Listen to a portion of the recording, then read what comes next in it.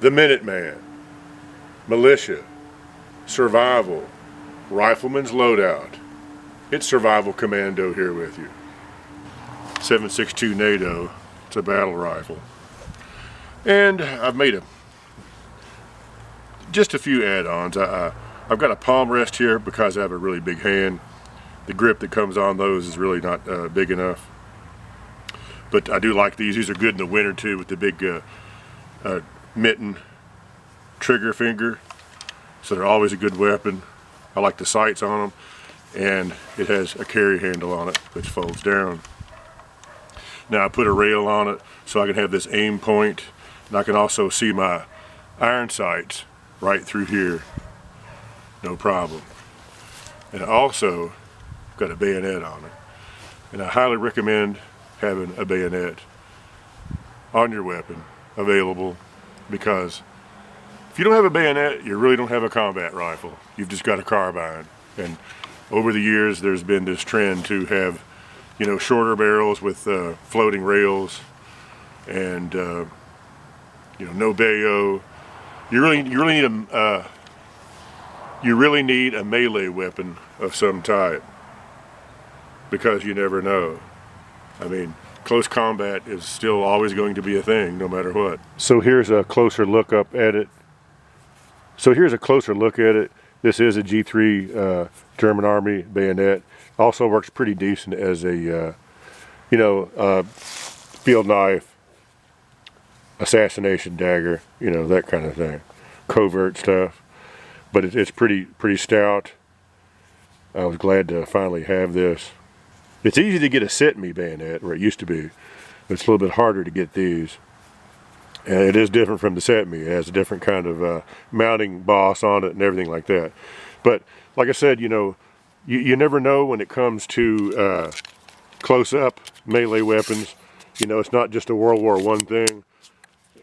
Close combat is always going to be a thing, no matter what. Any kind of conflict. You know, like in World War I, World War II, they came up with all kinds of trench knives and trench weapons, things of the sort. And if you're like me, if you're like a, a neighborhood defense, let's say, sort of a village tribesman, you want a pokey, stabby, cutty thing. So next up is the load-bearing equipment.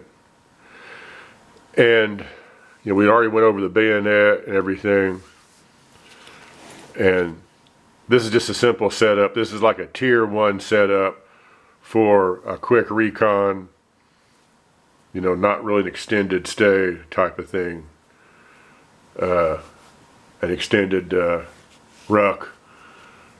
Now, every country is represented kind of in this this setup. I intentionally made this up out of stuff that I just had laying around. At the same time, I accomplished two things. I took all this gear that was laying around, and I did something with it and made use of it. And I made a sterile piece of equipment. Now, this type of sterile equipment was used in clandestine and surreptitious activities in the past. Definitely in Southeast Asia, when they jumped over the border. They wanted to go in kind of, you know, sort of ghost. And if something happened to them, if somebody died or had to leave something behind, equipment, it couldn't be traced to anybody really. And this also went on in African bush wars.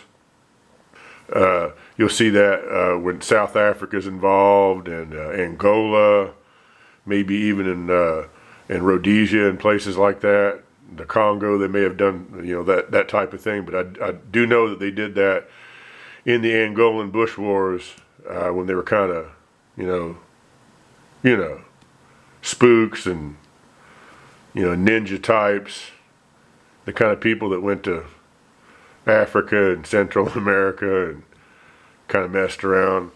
You know, they didn't want to leave a whole lot of traces behind, so they used a lot of different kinds of untraceable equipment. So what this is all based on is I have a French, just a regular kind of web belt, got the hooks in the front. This is the newest piece. This is the most modern piece on there. The rest of the stuff's kind of antique-y. And I've got some Bundeswehr Y straps on here. I had these laying around. I said, you know, I'm going to use these. And I didn't really want to hook them into the usual, you know, West German belt. I didn't really want to do that.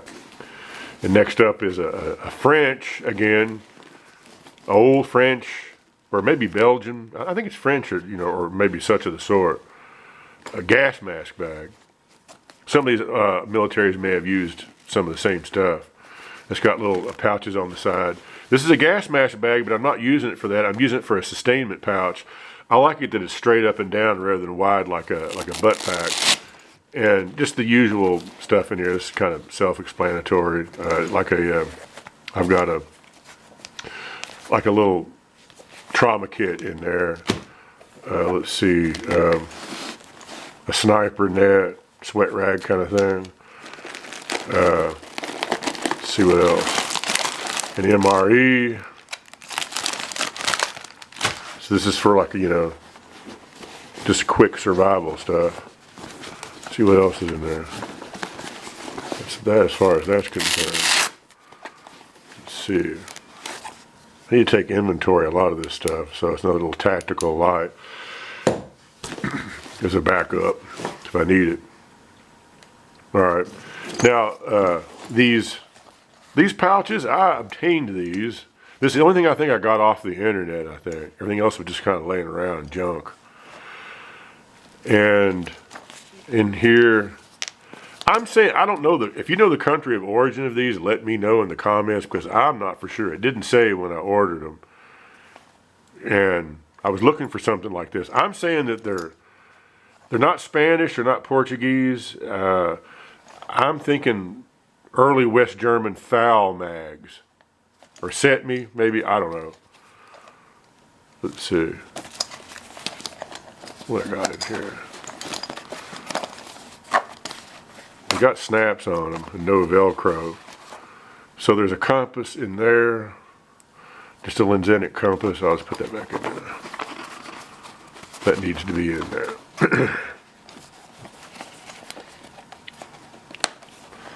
Yeah, so there's that. And these canteens are West German, of course German now, this Bundeswehr. I don't even have any canteen cups, just the usual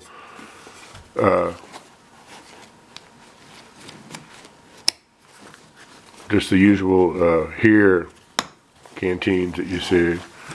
And these are old, really old U.S.